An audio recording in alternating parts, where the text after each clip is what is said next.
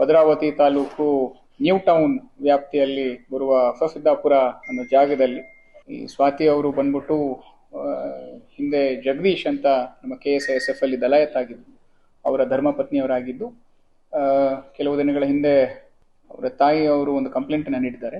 ಆ ಕಂಪ್ಲೇಂಟಿನ ವಿವರಗಳು ನಮ್ಮಲ್ಲಿರುವಂತಹ ಒಬ್ಬ CHC ಆದ ಮೋಹನ್ ಅನ್ನೋ ಕಾನ್ಸ್ಟೇಬಲ್, ಅವರು ಮಾಳೂರಲ್ಲಿ ಕೆಲಸ ಮಾಡ್ತಿದ್ದು, ಅವನ ಕಿರುಕುಳದಿಂದ, ಅವನ ಅಪಪ್ರಚಾರದಿಂದ ಅವರು ಈ ಒಂದು ಆ ಮೇರೆಗೆ ನಾವು ಆಲ್ರೆಡಿ FIR ರಿಜಿಸ್ಟರ್ ಮಾಡ್ಕೊಂಡಿದ್ದೀವಿ.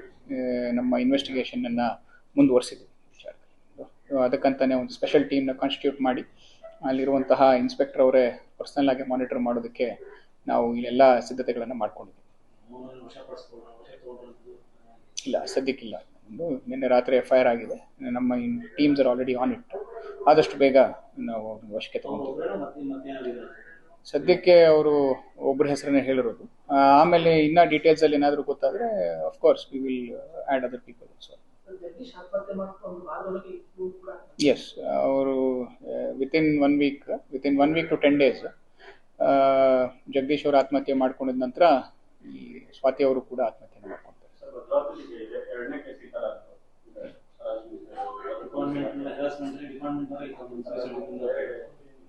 ಓಕೆ, ಅದ್ರ ಬಗ್ಗೆನೂ ನಾವು ಇಂಟರ್ನಲ್ ಆಗಿ ಒಂದು ಕಮಿಟಿ ಸೆಟಪ್ ಮಾಡಿ ಅದ್ರ ಬಗ್ಗೆ ಹೆಚ್ಚು ಮಾಹಿತಿಯನ್ನ ತಿಳ್ಕೊಂಡು ಯಾವ ರೀತಿ ಅದನ್ನು ತಡೆಗಟ್ಟಬಹುದು ಅನ್ನೋದನ್ನು ಕೂಡ ನಾವು ಕೂಲಂಕುಷವಾಗಿ ಪರಿಶೀಲನೆ ಮಾಡ್ತಾ ಇದ್ದೀವಿ.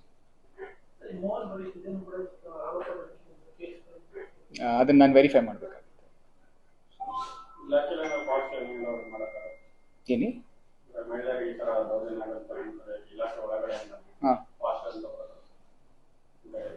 ಪಾಶ್ ಅಂತ ಹೇಳ್ತಾರೆ. Posh committees are already here. ನಮ್ಮ ಯಾರು women related officers, WHCs, WPCs, WPSIs, WPIಗಳಿದ್ದಾರೆ, ಅವರಿಗೆ ಆಲ್ರೆಡಿ ನಮ್ಮ ಪಾಶ್ ಕಮಿಟಿ ಇದೆ. ನಮ್ಮ ಈವನ್ ಮಿನಿಸ್ಟ್ರಿಯಲ್ ಸ್ಟಾಫ್ಗೆ ಪಾಶ್ ಕಮಿಟಿಯಲ್ಲಿದೆ. ನಮ್ಮ ಅಡಿಷನಲ್ SP ಅವರು ಅದರಲ್ಲಿ ಅಧ್ಯಕ್ಷರಿರ್ತಾರೆ. ಅದನ್ನ ಮಂತ್ಲಿ ನಮ್ದು ಮೀಟಿಂಗ್ಸ್ ನಡೀತಾ ಇರುತ್ತೆ. ಅಲ್ಲಿಂದ ನಮ್ಗೆ ಯಾವ್ದು ಕಂಪ್ಲೇಂಟ್ಸ್ ಬಂದಿಲ್ಲ. ಬಟ್ ಇದು ನಮ್ಮ ಇಲಾಖೆಯನ್ನ ಬಿಟ್ಟು ಆಗಿರೋದ್ರಿಂದ, ಯಾಕಂದ್ರೆ ಅವ್ರು ಧರ್ಮಪತ್ನಿಯವರಾಗಿರೋದ್ರಿಂದ ಅದ್ರ ಬಗ್ಗೆನೂ ನಾವು ಇವಾಗ ಏನು ನಮ್ಮ ಕ್ವಾರ್ಟರ್ಸ್ಗಳಲ್ಲಿ ಏನಾದರೂ ಅದ್ರ ಬಗ್ಗೆ ಮಾಹಿತಿ ತೆಗಿಬಹುದಂತ ಅದನ್ನು ಸ್ವಲ್ಪ ನಾವು ಪರಿಶೀಲನೆ ಮಾಡ್ತೀವಿ. ಓಕೆನಾ?